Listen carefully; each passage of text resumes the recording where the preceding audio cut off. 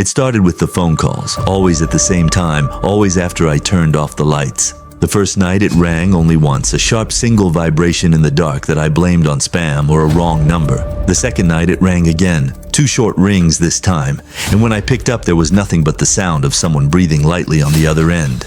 I hung up and tried to sleep, telling myself it was a prank. By the 4th night the rings had multiplied and the breathing had become whispering, too faint to understand, like someone speaking right against the microphone but not forming words. When I finally snapped and shouted into the phone asking who it was, the whisper stopped, and a woman's voice very softly said my name, not questioning it, but confirming it as if she had found what she was looking for. I threw the phone across the bed and didn't sleep until sunrise. I decided to switch the phone off completely, thinking that would be the end of it, but that night the ringing came again even though the screen was black and the battery was dead. The sound came not from the phone but from somewhere under the bed, muffled but unmistakably the exact same ringtone. I froze until morning, and the moment daylight touched the curtains, the sound stopped as if it had obeyed some unseen rule of timing. The next evening, I convinced myself it was a mouse, or pipes, or some form of stress-induced hallucination. I went to work, tried to stay later than usual, but by 2:47 a strange heaviness pulled me home as if something was waiting.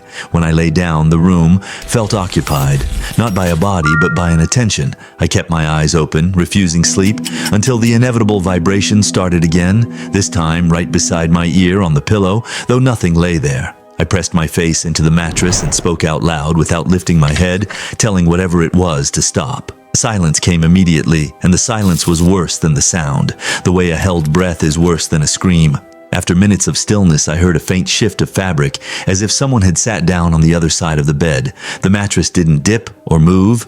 The air just thickened, and in that thickness a woman began to speak again, not whispering now, but talking in a low, even tone, syllables shaped clearly, but in no language I knew. She spoke for a long time, maybe minutes, maybe an hour. When she stopped, I heard her breathe once and stand, the sound of bare feet crossing the floor.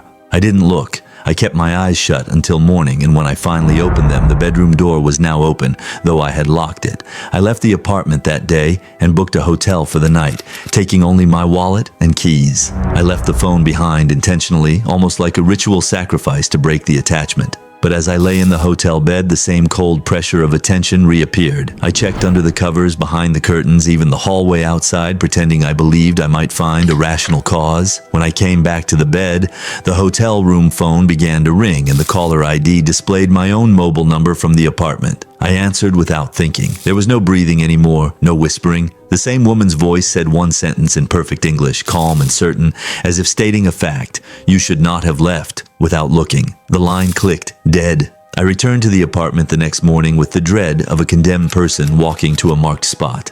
I stood in the bedroom and forced myself to kneel and look under the bed, and what I saw was not a person, but my phone, powered off, screen dark, positioned exactly in the center as if placed with care. I reached for it, and when my fingers touched it, the closet door behind me opened by itself. I didn't turn around. I stayed there on my knees, breathing in short, broken gasps, until something leaned close to the side of my head, and in the same soft voice that had learned to speak my language, whispered one more line so close that I felt the words on my skin. "You are answering late." Now it does not wait for night or for silence or for permission. It speaks whenever I stop speaking. It calls whenever I stop moving. It follows not the place but the act of being alone. I do not know what it wants, only that every time I hesitate before answering, the voice sounds less like a stranger and more like my own.